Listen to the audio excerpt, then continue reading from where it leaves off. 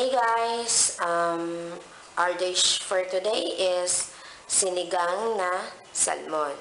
So here are the ingredients for our sinigang na salmon. So we have salmon head, so kangkong, labanos, we have string beans, eggplant, onion, chopped, so yung ating tomatoes, ating okra, then we have salt and pepper, water natin, and then sinigang mix. If meron kayong sampalok, you can use it also.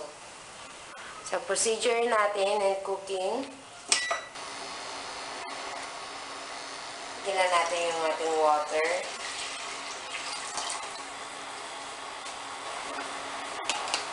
So, ilagay na natin yung ating onion, tsaka yung ating salmon head.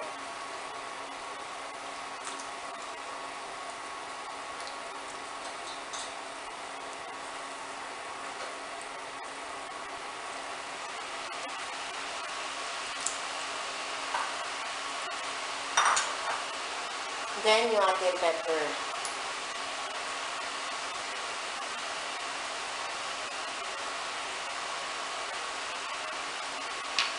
Konting salt. Then, i-bring to boil natin sila.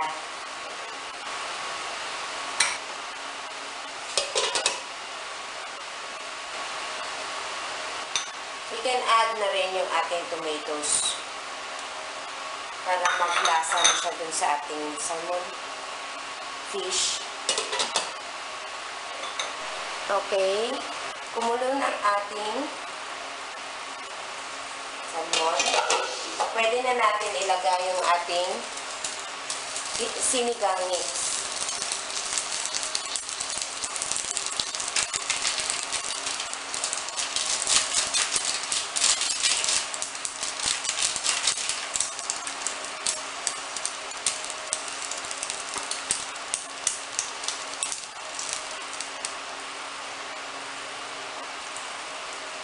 So, next natin ilagay yung ating eggplant, string beans o sitaw, and then yung ating labanos o radish,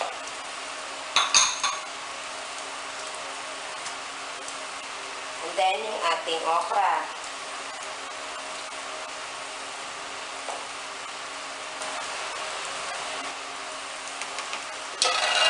So, pakuluan natin ulit.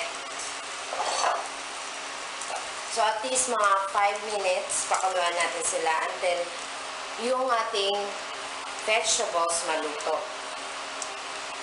So, yung last na gulay nilalagay natin is yung ating kangkong.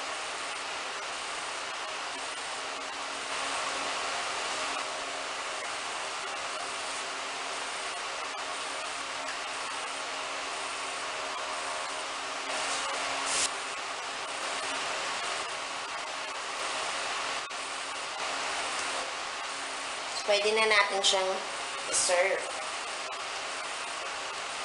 First, natin isda.